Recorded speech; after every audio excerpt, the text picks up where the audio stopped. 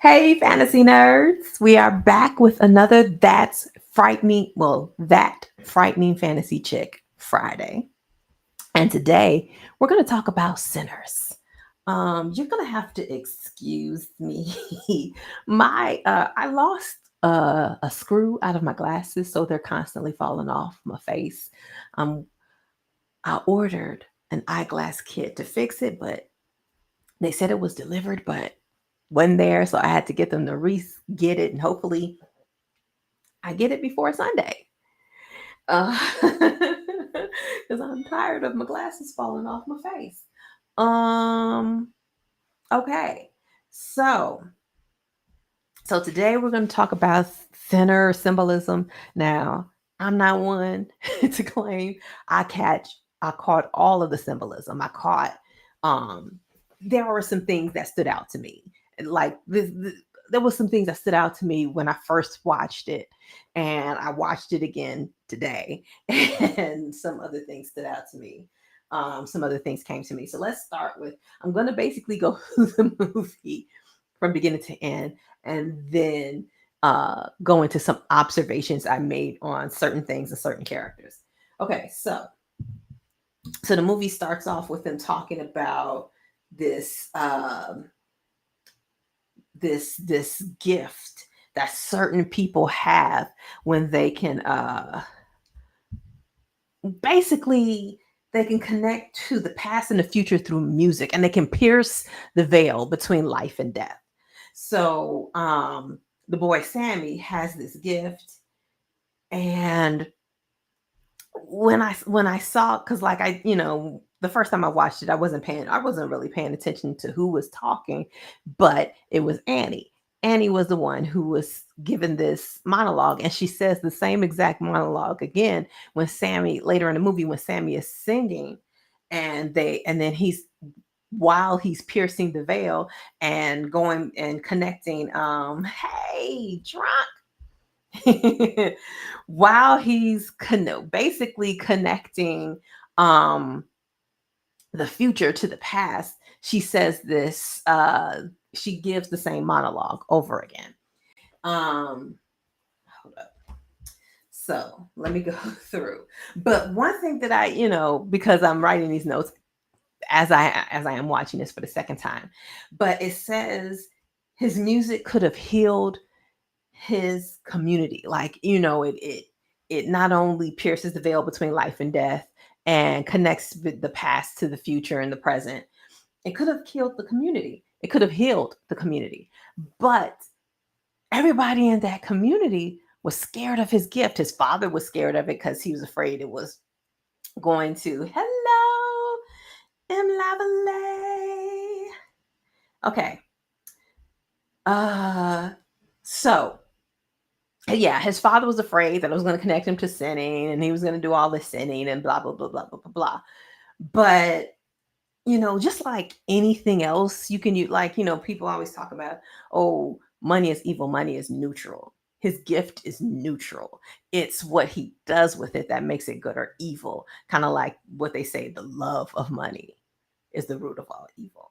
So it's not just money, and it's not just the gift. The gift itself isn't evil, but evil people can use it. So then, okay, so we begin at the end. Da da da da. He goes into the pristine white church. Now, here's something that I've noticed. The church, when the second time we see the church, it looked whiter than it did at the beginning. The beginning, it looked, in the very beginning, when he's coming back from, surviving the night at the vampires, it was very bright and white. But if you looked at the boards, they looked kind of worn, and it looked, they looked weathered and worn. But the second time we see the church, which would have been like, so that was the first time we see the church, would have been Sunday morning. The second time we seen the church would have been Saturday morning. It was bright white and it looked perfect. And that's something I didn't catch. Why did it look better Saturday morning than Sunday morning? So that was something that stuck out to me. So Yeah, so his gift was misunderstood by his father. Yes, something traumatic happened because of it, but that doesn't mean it was bad. He could have, if he would have taken the time to help him nurture his gift, and he could have helped him figure out how to avoid the pitfalls instead of just saying, um, you know, this is going to open the door to the devil. You need to avoid doing it at all. But the thing that he is the where he is going wrong is he is not acknowledging the fact, like, you believe in God. Well, God gave him this gift. This is a God-given gift. And what do they say in the Bible? They say if you hide your talents, if you bury it in the sand, you're going to lose it. And God's not going to be thankful for you for doing that. so so yeah, so that was kind of hypocritical and kind of misguided of his father to do that. Do-do-do-do-do. Okay, then let's get into the twins. um because you see they put them in red and blue. So the hothead is supposed to be in red, and then the one who's supposed to go along with cooler thinking is in blue. But he seems like kind of like a hothead too, because he just shot both those men who was robbing his truck. So they both, so that's why in the beginning it was hard for me. The first time I watched it, it was hard for me to tell them apart because their portrayals were too, they weren't far enough away from each other. Like if it had been Stack who shot those men in the street, then I'm been like, okay, red hothead, the cooler one is the one who wants to talk things down and da da da da. But they're going with this, they're both tough, and they're both, they both have this reputation, which I'm going to talk about later. Their reputation. Michael B. Jordan didn't get enough credit for acting. He was amazing in this. He was amazing in this. He was, but like I said in the beginning, it was hard for me to tell them. It was hard for me to tell them apart. As we got into the movie, then I began to see a distinction, and I'm not saying that's Michael B. Jordan's fault. It was how it was written. I think it there could have been more instances of showing in the beginning, since he's wearing blue, of him having the cooler head than the brother, and the brother being, you know, wild and out or whatever. Him being the well, I didn't peep the red and blue thing. Yeah. Stack is in red. Stack is all in red. Smoke is blue. So that's how we're supposed to perceive them.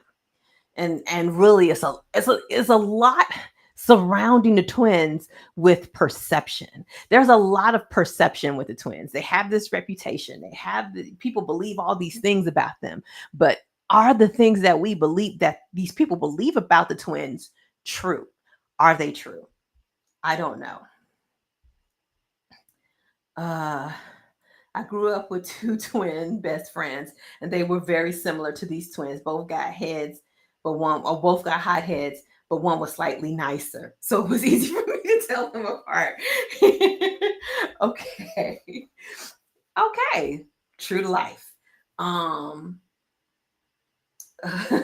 okay, yeah. So I said the church seemed more pristine on Saturday morning. The father took the boy's guitar to make him do what he wanted to do. So basically, it was kind of like blackmailing him with his guitar. Took it out of its hiding place. Of course, nowadays we say things like, "Oh, kids should have, uh, personal privacy." Privacy didn't exist in the black households before the 2000s. There was no such thing as having your personal privacy in the black household. Um, and here's something else that I picked up about the father in the church.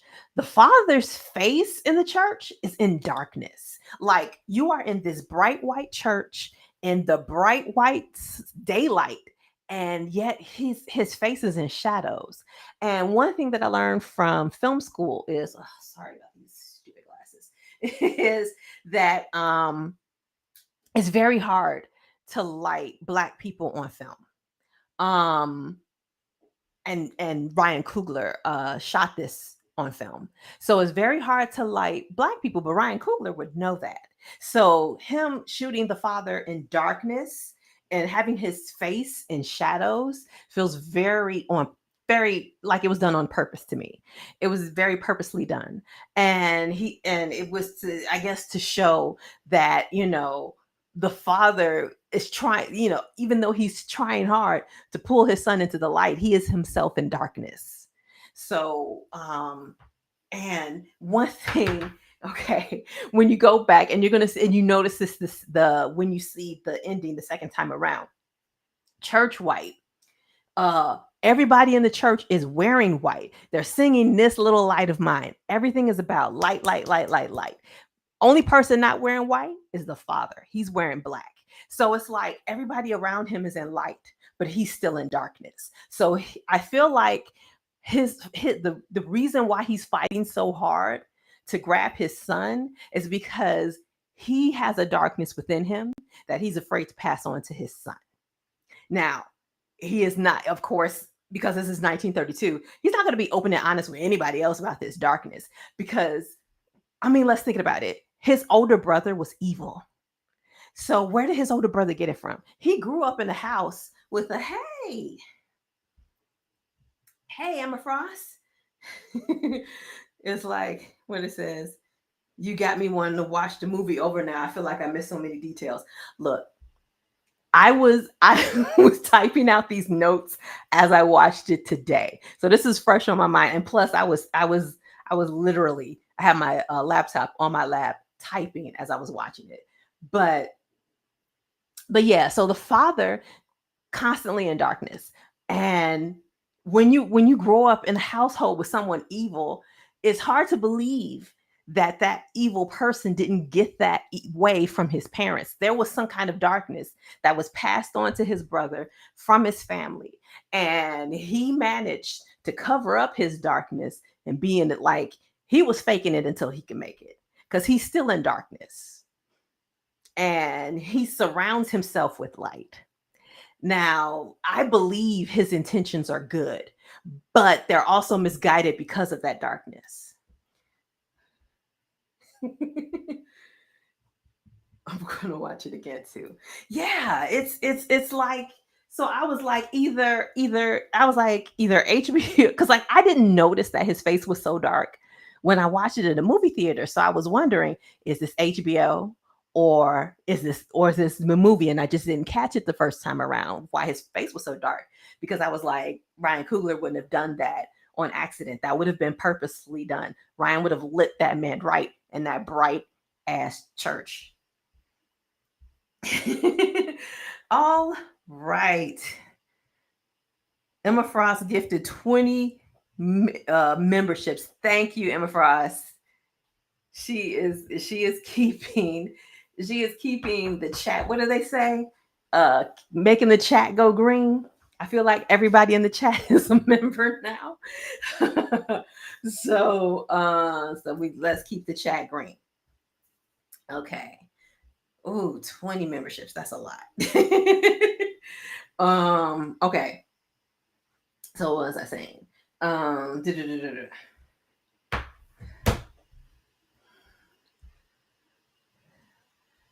The twins had a lot of stuff that alluded to their father being mean too. They even asked the nephew if his father was putting his hands on him.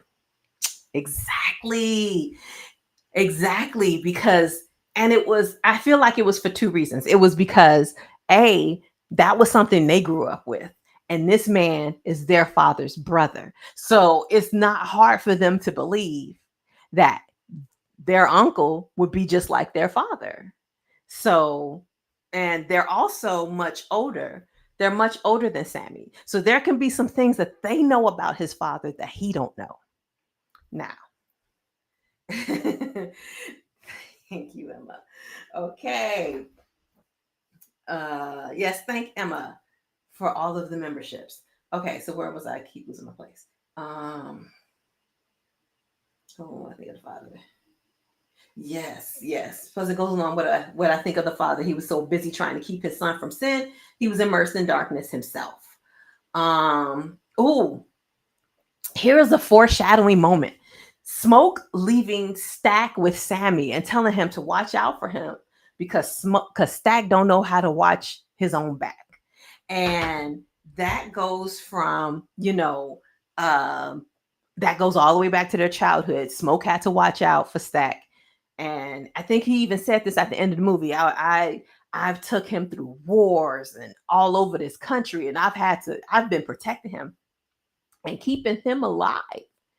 And so Stag didn't know how to watch his own back. This girl starts drooling all over him. He thinks it's sexy. Bam, he's a vampire. I don't know why. And there was so many memes about that. I don't know why people found that sexy. It was disgusting to me, but um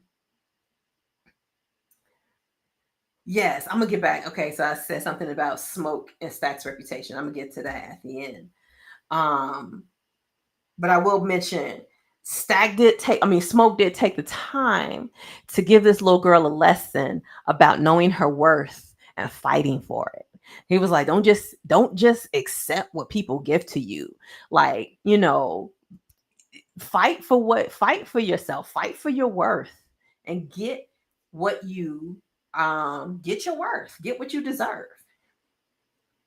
um okay, so then you have the Asians own two stores, one on the white side, one on the black, and they can walk back and forth between those two worlds. So even though um they were technically minorities, they could move in the white world and they can move in the black world. So it's almost like when you follow Lisa across the street from the black store to the white store, that was a symbolism of showing them moving through the worlds, and it almost sort of foreshadows the moving between the worlds um that happens when Sammy sings and plays his guitar. Okay. About watching his back. Yes. Yes, that was definitely foreshadowing. Watch out for him because he don't know how to watch his back. Um and this was another that someone else pointed out to me. Stack promised Sammy he could drive the car on the way back.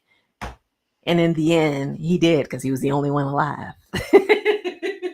So that was a lot of foreshadowing. Um, okay, so the first time we hear Sammy sing, Stack is surprised by his voice, and it was like he was touched by his voice, and he is like he felt the specialness of it, felt how special it was. Of course, in his mind went immediately to money, like, oh, we gonna make a lot of money on that. But there was something sort of deep down, like every time somebody heard his voice, they knew it was special. Like the first time Smoke heard it, he knew it was special. And if you noticed, after he sang, when Smoke was talking to him and he was like, I want to leave, I want to go be a musician, Smoke was trying to talk him out of it. Smoke was afraid of the same thing that his preacher father was afraid of. And the father wanted to keep him chained to the church, and Smoke wanted to keep him, either tied to the plantation or tell him to go to that all black city in Mississippi. And because he was like, you're a good boy, they'll take you there. And Sammy was like, I don't see why, because if they didn't take you guys because they knew who your father was, why would they take me when they know I'm your cousin? It don't matter that my father's a preacher. I'm still am guilty by association to you guys. So Smoke was just trying to keep him from following this path, because it's like, I don't know, his intuition told him that it was what do you call it? Um uh Words. Yeah, because it was what does it say? Yeah, I definitely got to rewatch that because just pissed me off that I didn't catch that Sammy got to drive the car back. Yeah, yes, because he was the only one left alive. But yeah, it was like I don't what do- I can't think of the phrase, but basically like opening up mm, not Pandora's box, but something like that. Basically, he was that he felt like that gift could lead like just like it could lead to negative things or negative things can come to him because of it. So he wanted to protect Sammy and tell him, don't do this, do something else. Um do-do-do-do. So it was like everybody had this idea of what Sammy's gift could bring. But they didn't quite understand the totality of it. Like they like like I said, Stack saw, it could possibly bring them a lot of money. Smoke and the preacher, his father, saw that it could possibly bring trouble into his life, but they didn't see that there was both sides to that. Like just like it could bring evil into this life, it could bring it also gave, like as much as it took, it also gave. So it could have given healing and all sorts of whatever to people, especially when you talk about it piercing the veil. Okay. Du-du-du-du. Ooh, Slim. So when we first meet Slim, who I called West Indian Archie in my notes because I couldn't remember his name at first. And if y'all don't know who that is, go watch Malcolm X. Too sweet. So Slim, the first time we see Slim, he says something like a sinner like me. So he uh he he calls himself, he deems himself a sinner. But later on in the movie, he is a savior. And I'm going to talk about the foreshadowing of that when I get to the symbolism of the eyes. Because there was something I noticed the different eye colors in the theaters, but I couldn't quite pin it out. So I had to actually look it up today. And I found like, yes, it was three different distinct colors. And they do mean three different things. And it was kind of like what I was thinking. Um okay. Okay, so let me talk about the twins' magnificent plan to open a juke joint in Clarksdale, Mississippi, when that town was small and they already had one. But like I don't know how small Clarksdale is, but I can only imagine in 1932 it was small. And those type of places can't really support two of the same types of establishments, like outside of it being segregation and you having a white version and the black version. Why would you have two of the black version? Everybody can go to the one black version, but they wanted their own juke joint.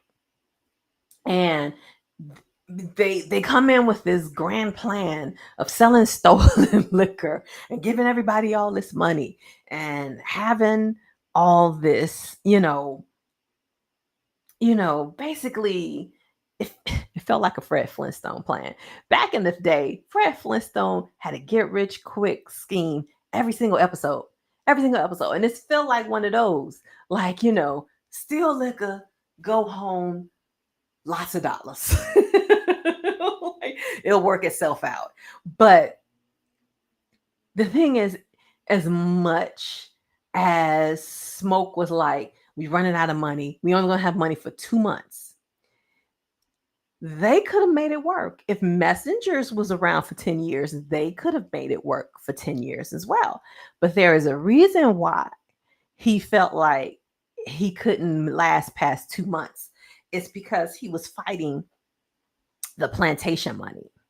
So obviously, Messengers must take the plantation money and find a way to make things work, especially because they're using corn liquor, which is basically moonshine. And you can make moonshine. They don't have to buy moonshine. They can get the ingredients for the moonshine from their little Asian friends. and they can make moonshine and sell moonshine. But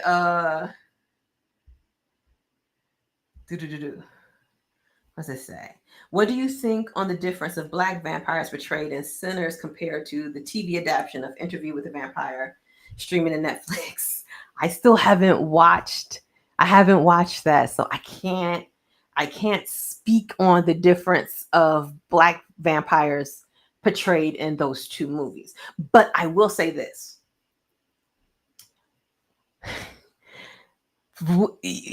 You're in 1932 Clarksdale, Mississippi.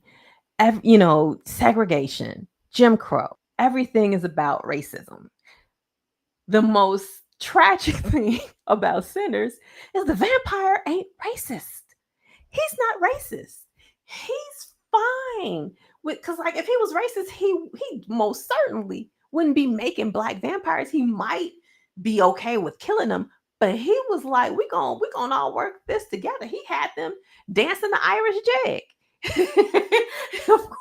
of course, because they were black, they put some black on it, but they danced that Irish jig out there with them. So yes, these vampires were black and they were mixed in with white, but he had clan members, and the clan members didn't care about race anymore. So it's almost like he was converting these people into this mentality that did not care about skin color. It was all about being vampires and living this life.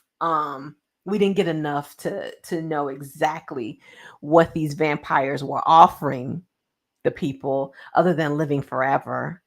Um, but yeah, it was yeah, it was strange. It was strange. Okay. Happy Friday. Hello everyone. I like Interview with the Vampire better, way more in depth with it. But Sinners had good vampires too. Okay, cool. Well, that's interesting to know. Let me open this up. Okay, where did I leave off? Okay, I was talking about their grand plan. And the reason why it wouldn't work for Smoke is because when you saw at the very end, you see a montage showing how they set up the juke joint. They brought in a truck full of black men. They brought in a whole bunch of women to cook all the food. They went around. You saw them getting their friends to play the music, to be at the door.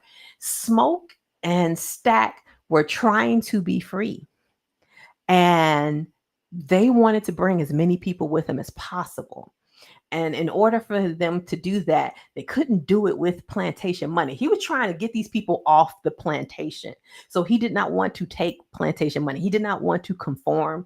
He did not want to compromise. He wanted it to be self-sustaining and give these people money and give them a better life and get them out of that mentality. Because you saw how he reacted when the little girl paid with plantation money to Annie. He didn't like that. He was like, he was trying to bust all that up. So that's one of the reasons why he, he was like, this is not gonna work. Not that it couldn't work, but it wasn't gonna work the way he wanted it to work. Can't lie, the non-racial aspect was sold me. I would have told them, turn me. Them vampires looked like they was having a ball. uh oh goodness. Would have put him in the chokehold and tell me now, please also date me. I never even know plantations money was a thing until this movie. Me either. I didn't know, but it makes sense. It makes sense that they would undercut black people by not giving them real money. It was kind of like, you know, holding on to slavery. Like you gonna pick this cotton for basically nothing. Because you can't use this money outside of this city. You stuck in this city. You stuck in the city if you want to use this money. Otherwise, you're basically getting nothing of worth outside of that city. well, town. So okay. Yeah, I didn't know this, but it feels genuine. Not genuine, but it feels like it's real. Um okay. Where's mine? Okay. Go on. All right. Oh, and then okay, so I am still I've been hopping all around, but in my notes we're only at the part and I'm on page 2. We're only at the part where they pick up Slim, and Slim is telling his story of, like, after they ride past the prisoners, and he's telling them, hold your head up, hold your head up. When he starts telling his story about what happened to them, you can hear it playing in the background. It's almost like they shot the scenes and played the audio, because you can hear the music playing, and when people are talking, you hear them talking. So and then when he moves on to the story to tell about his friend who's like, I'm gonna go to this city and start up a church, and talked about how the Klan, robbed and killed him right in the train station. You hear all that. You hear them say, "Hey, boy." You hear him being hung. You hear his body fall. So it's almost like Slim was reliving the stories as he told them. So that's why when he started humming in the end, he had to it was like he was he had to pick up his own spirits. So he started humming to get all that noise out of his head. It was crazy. Um Stack was so disrespectful to Cornbread and his wife. Okay, let's see. When nephew asked how many or of them he knew, or who he knew over there, and he said all of them. Absolutely banger line in the script. Oh yeah, yeah, yeah, yeah, yeah, yeah. But he knew all of the prisoners, and the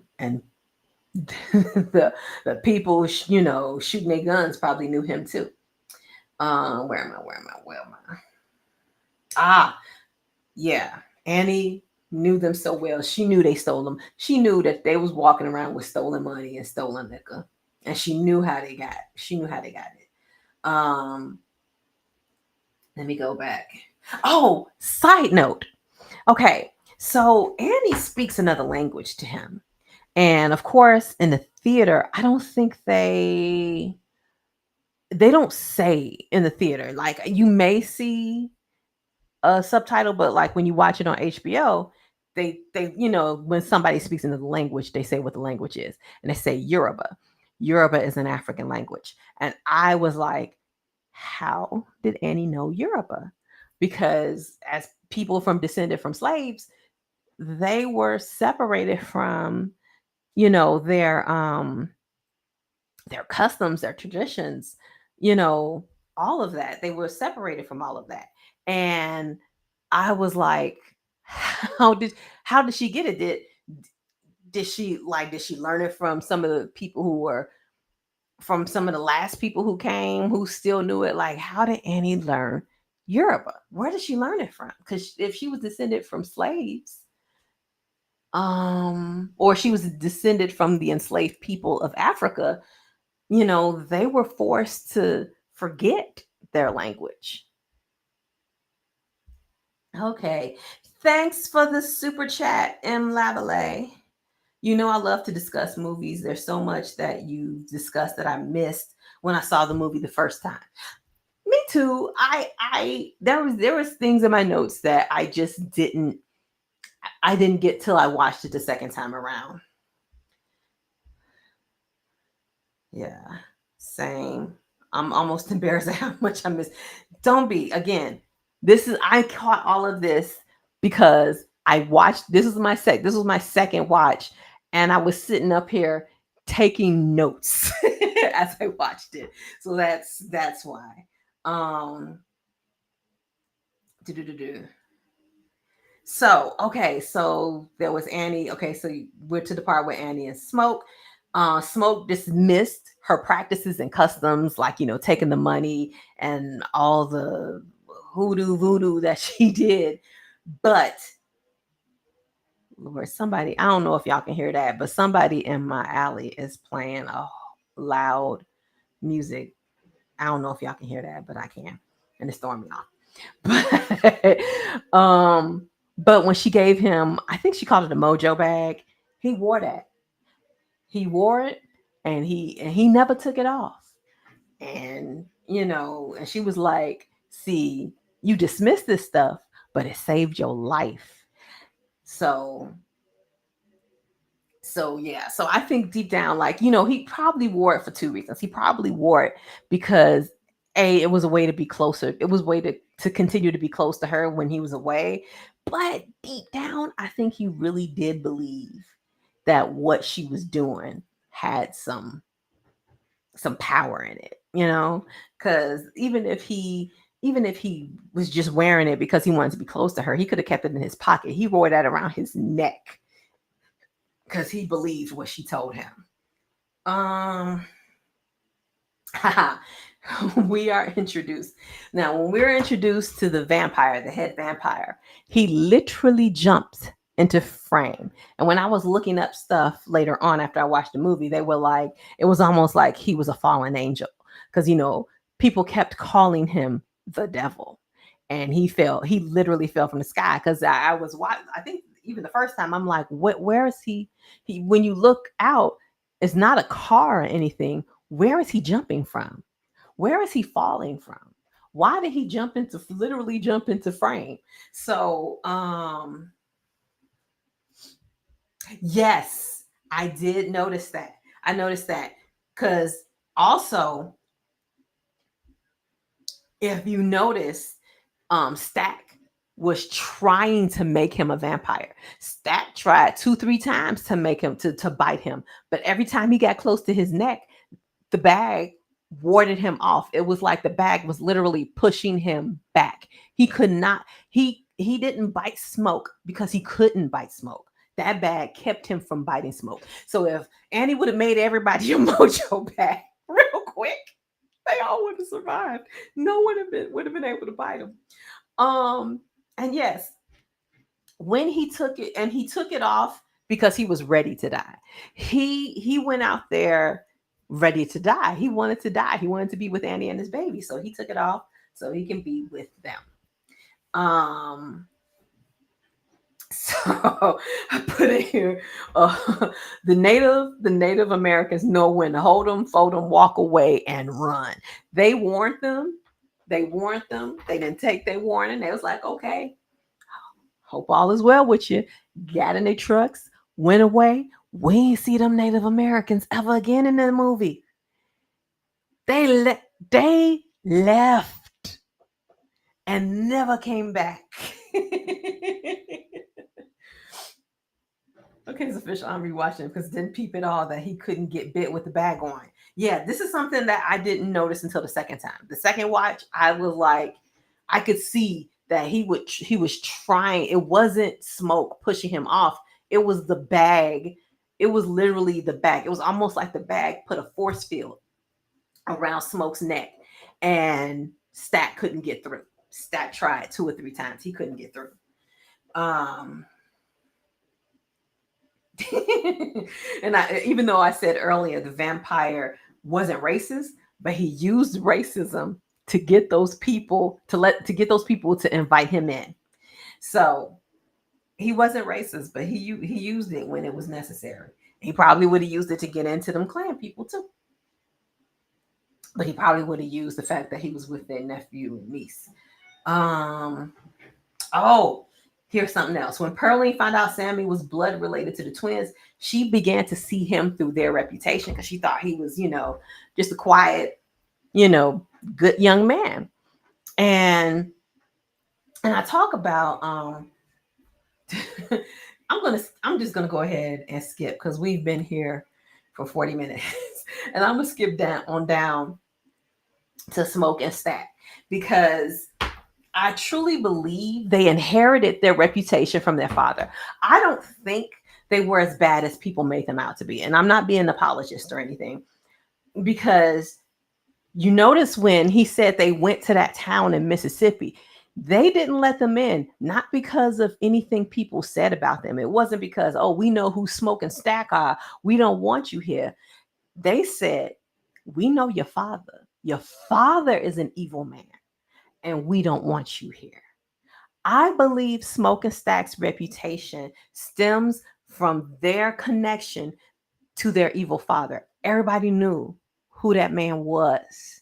It's kind of like, I don't know if I could say his name, but the guy from World War II that everybody hates.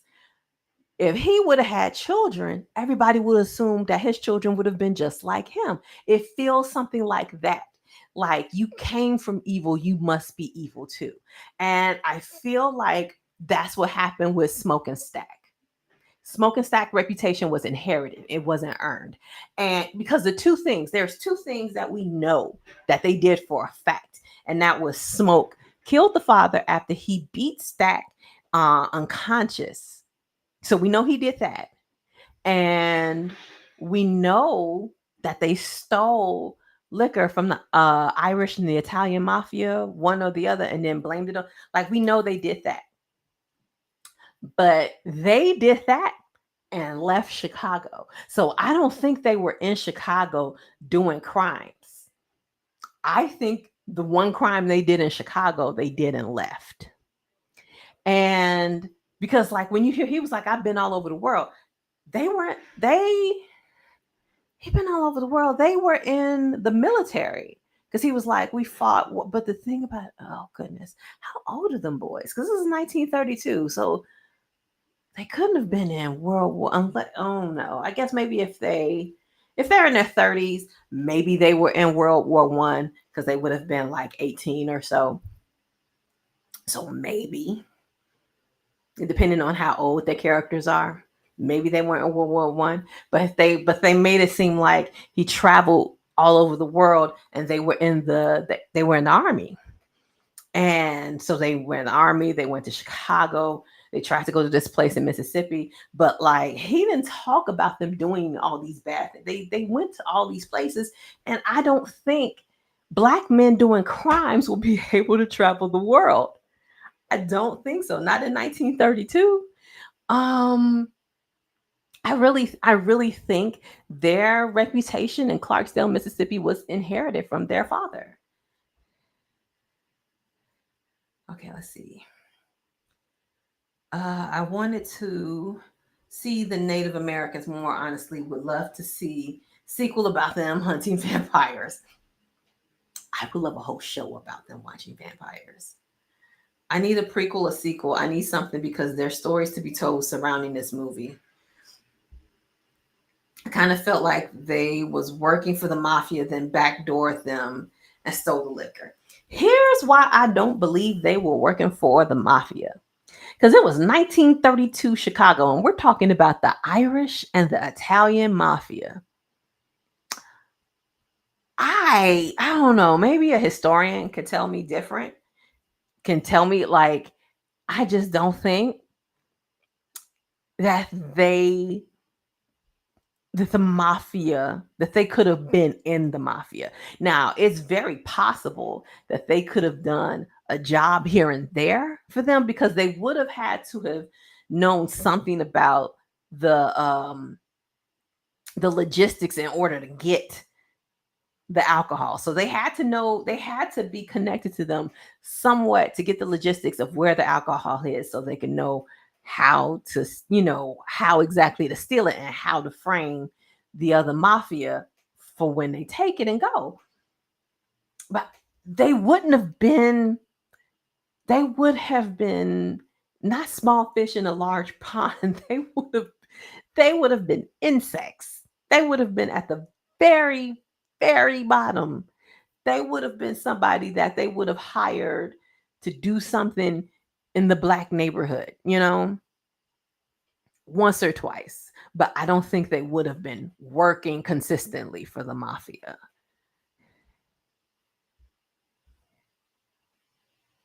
Yeah, they would not have been trusted. I don't think they would have trusted them. They wouldn't have trusted them. Not in 1932 Chicago. Not in 1932 Chicago. Mm-mm. Okay, so what was I saying about? Okay, so smoke and stack. Yeah.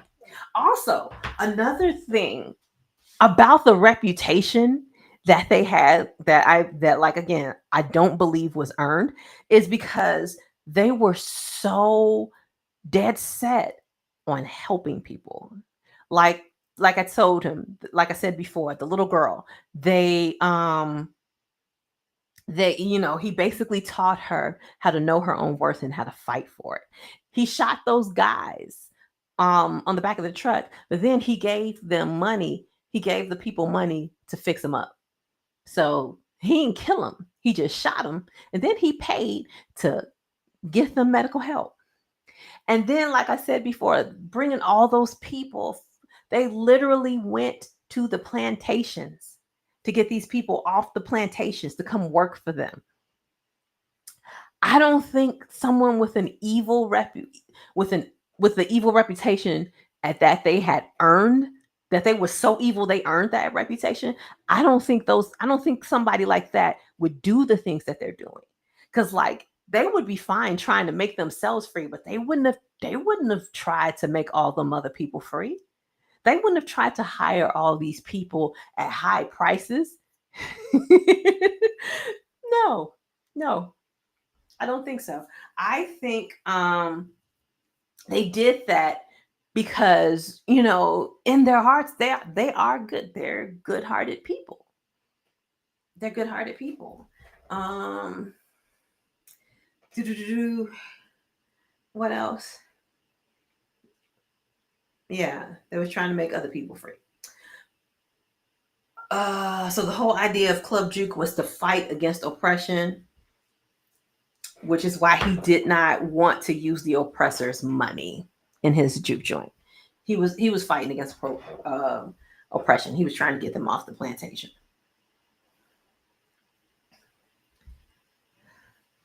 Let's remember, people were much more superstitious back in the day. Yes, they were.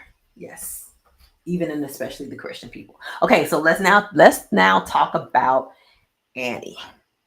Annie is the most important woman in this movie. And I'm not just saying to me, I'm saying Annie is the most important woman in this movie. And I want to start with the misconceptions about Annie because I had heard that when some people first saw her with Smoke, they thought she was his mother. And that was just the dumbest thing I have ever heard because she didn't look like his mother. She looked old enough to be his mother, and I'm pretty sure the actress is younger than Michael B. Jordan. Because Michael B. Jordan, if he ain't 40, he almost 40, and she's probably still in her 20s, if not early 30s. She is too young to be his mother. But okay, so her character basically sort of reclaims this voluptuous black woman. Annie was that girl. Yes, Annie was that girl. But yeah, she reclaims the voluptuous black woman and takes and sort of separates them from the mammy stereotype.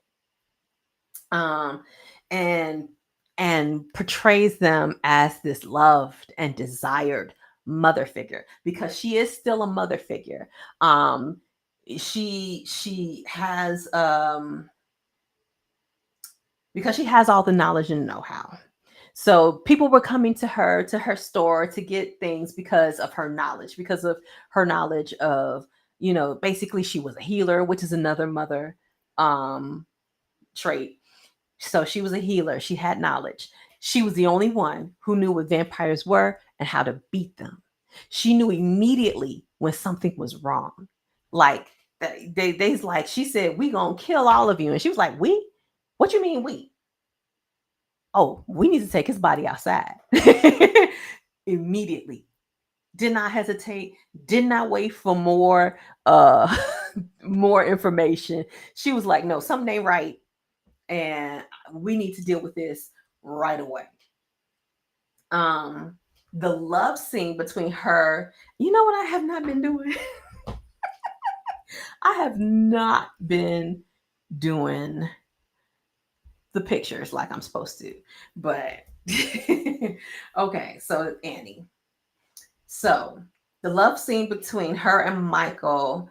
Um, okay, so the love scene between her, I keep calling him Michael, Smoke, with a beautiful score behind it and submitted her as a sexy, desired, voluptuous woman because the mammy figure had been stripped of her sexuality. She had knowledge, but she uses it for the oppressors and not her own people. So Annie owns her knowledge and her sexuality. So I really feel like she was more than just um the most knowledgeable person. It was like I really do feel like her character was reclaiming something for black women, especially black women of a certain type, dark skin, voluptuous. And yes, they know they know everything. She knew everything. There was nothing that she did not know. In the beginning she was like she didn't know the difference. She didn't know if Stack was a haint or a vampire, but eventually she figured out he was a vampire when she threw that pickle garlic juice on it, which looked golden when he when she threw it at him. But a haint uh, is a restless spirit or ghost rooted in Southern folklore. Unlike the friendly or neutral spirits found in other cultural traditions, haints are often malevolent and mischievous. Haints are not confined to a single form. They are described in various ways, ranging from shadowy figures to ethereal mist. So she was like, this could be a haint. But once she threw that pickled garlic juice on him, she was like, oh, no, no, this is vampire.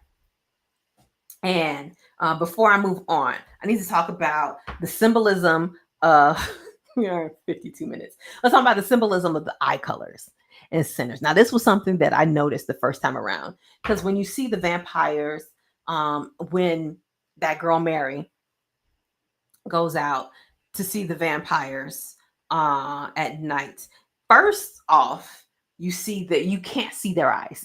Their eyes are like dark sockets in their head. You can see their skin clearly, which shows they could have lit their eyes, but they didn't. They very purposely made their eyes dark. And then when they finally showed his eyes, the eyes of I think his name is Remick, they were red. They were red, but only his eyes were red. The other the other vampires and everybody else who was turned, their eyes were golden yellow. So, and then I think, and then I mentioned when they were all standing around, um, basically like waiting, trying to. Sorry, kicked my camera. They were all standing around waiting to see, like, waiting to wait out the vampires and wait for the sun. And Slim has this monologue. And well, not so much a monologue. When Slim is talking and he's reassuring Sammy. When he was reassuring Sammy, there was a green light in his eyes. And I was like, okay, that means something. So okay. So the blood red eyes, that's in Remick, represents pure evil and the devil. Reflects the character's wickedness and leadership in turning others into vampires. Golden yellow, which is, Mary and the other followers, signifies compliance and loss of humanity. Indicates the followers' blind devotion to Remick, showcasing their lack of control.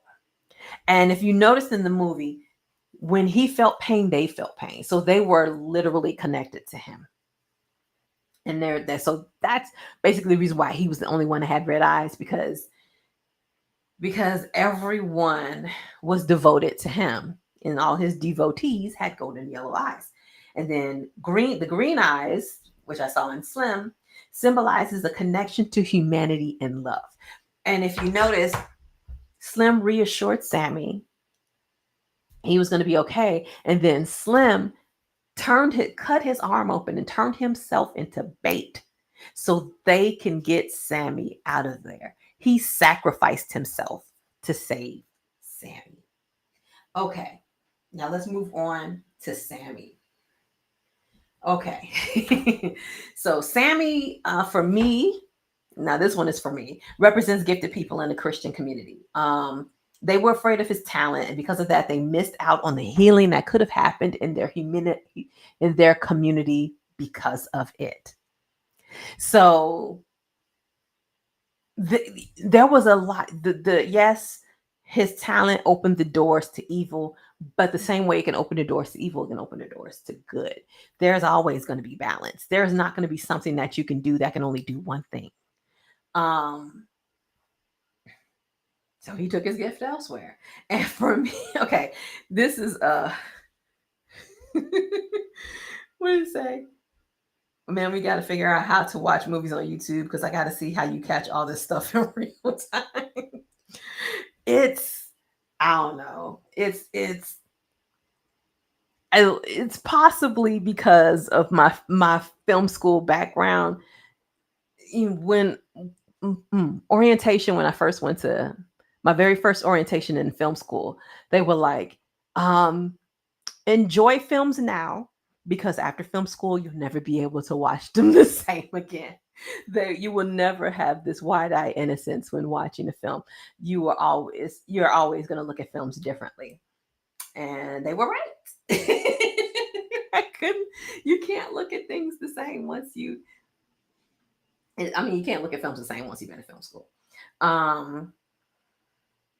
Okay. So, and for me, like, so he took his gift elsewhere. And this happens so much in the Christian community, not because they're scared of the gifted, but because they don't respect them. They don't respect them. They don't respect the gift. They're always wanting the gifted to bring their gifts to church for free and will gaslight them into thinking they shouldn't charge the church for, for what they're worth. Um, but no one in the film really had the right idea with Sammy and what to do with his gifts.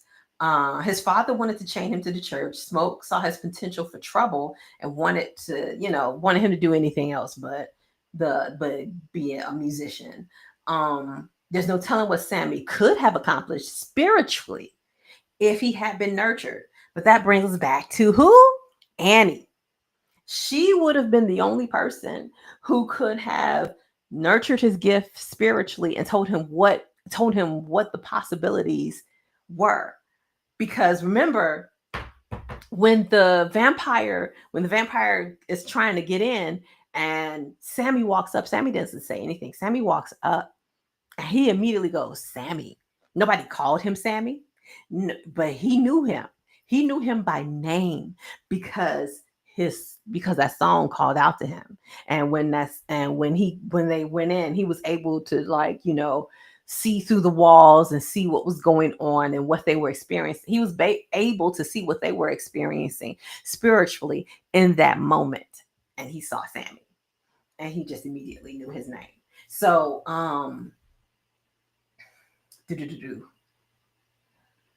where was I? So, yeah, it was her voice that explained what was happening in his gift in the opening scene and when Sammy was singing.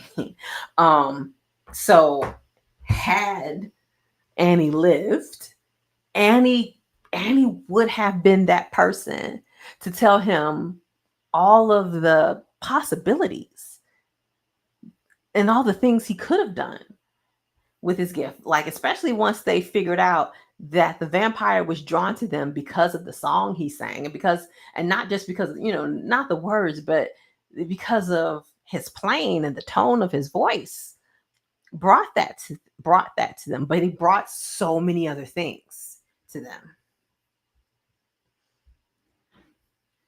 And he was knee deep in that hoodoo. His daddy wouldn't have approved of her being around. He was an adult. He was going to be a musician anyway. All he had to do was run away from home. Everybody did it, especially back then. If they would have figured out what was going on. 7:00. Sorry. When you're a writer, you have to know the like time can pass so easily when you don't know what time it is. So my computer is programmed to let me know, the time every hour. So it pretty much chimes the hour every hour and just says what time it is. So I can know, oh, 3, 4 hours has passed. um, but yeah, so there was so yeah. Um I didn't even go through all of my notes. Uh I didn't even talk about who I didn't even talk about who did this chick right here. I think she got on everybody's nerves. She became a meme too. And but during Sammy's song, her and her husband's people, um, they had their moments so that the veil pierced, and we saw their past and their future, and I really do believe that in that scene where he's singing, he's piercing the veil, he's connecting to everyone in the room. So you're seeing everyone's, I'm truly believing this was the ancestors and the descendants of the people in that room. So it's because, like, it wouldn't just be random. And it makes sense because the vampire said he came for Sammy because, Annie explained to us that once you become a vampire, your soul is trapped in your body. You cannot move on. And he has been a vampire for who knows how long, probably centuries. And he hasn't seen his people because they're all dead and in heaven, and he's stuck on earth. He wants to use Sammy to see his people again.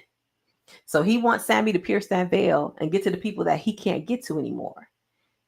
And so I don't really think he wanted to make Sammy a vampire because I don't know if Sammy would have been able to pierce the veil as a vampire. He wanted to use Sammy's gift for his own reasons.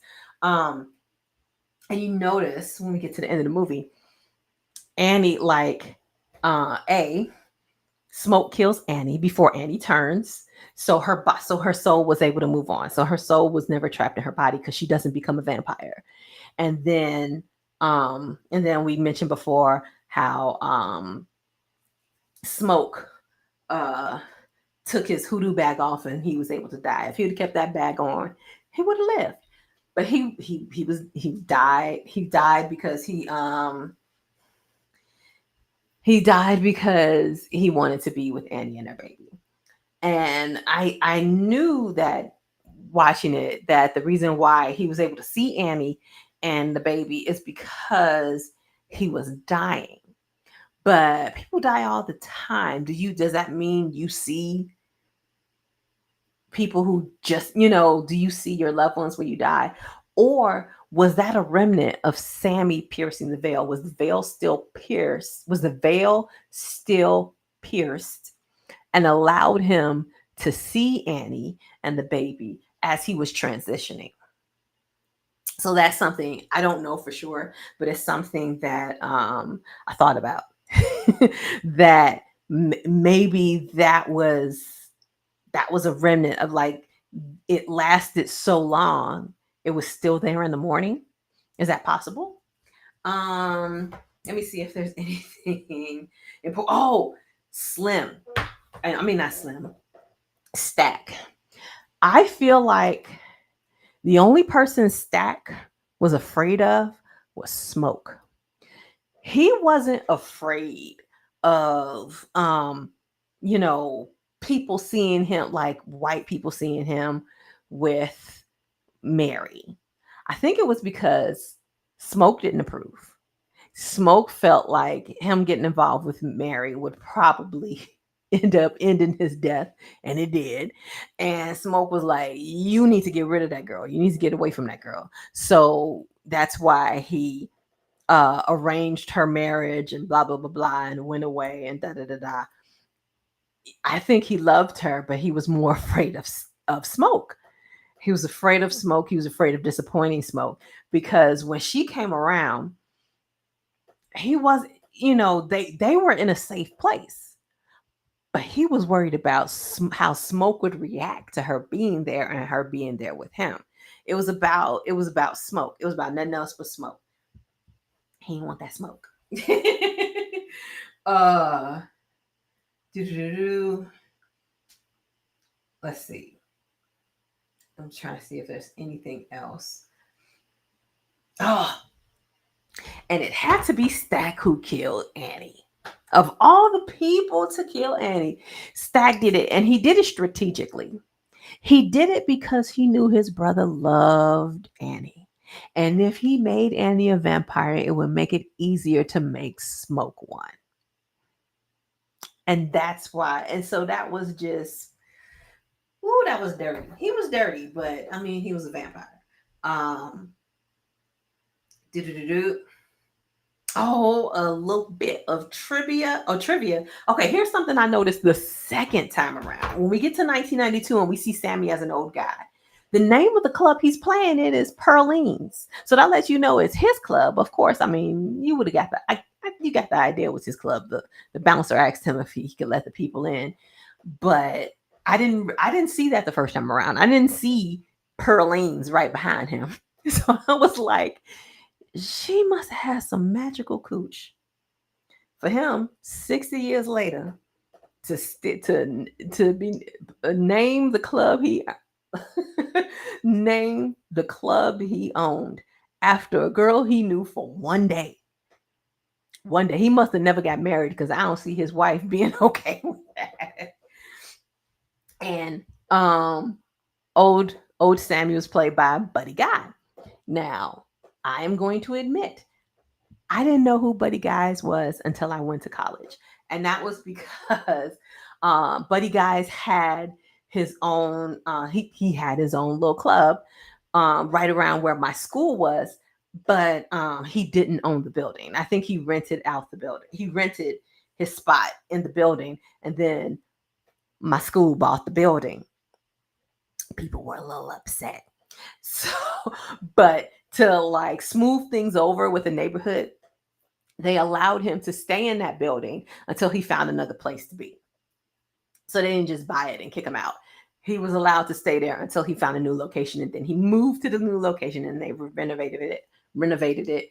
I don't know. I don't know what I can't. I don't know what they turned it into. I'm gonna have to look that up. But yeah, so that's how I found out about Buddy Guys when my school bought his building. um, but yeah, he's a Chicago legend, blues legend. So really cool of Ryan Coogler to put him in a film and introduce him to more people like me who didn't know who he was. But yeah. So oh yeah, it would be interesting to see what kind of influence Sammy's music had throughout the years. Um, I still don't think he I don't think he reached the potential he could have reached. I don't think he did. But it would be interesting to see what he was able to do. Um, but yeah. So that was me. I can't believe I've been sitting over here for over an hour talking about Sinners. I didn't even go through all of my notes. I jumped around and just and skipped to the end because it was getting on. But uh I'll probably cut this up and add some clips to it because I think this definitely deserves that. But thank you guys for sitting and watching me ramble about Sinners. Does anybody have anything else to say about Sinners? Something that I might have forgotten and left out. I tried to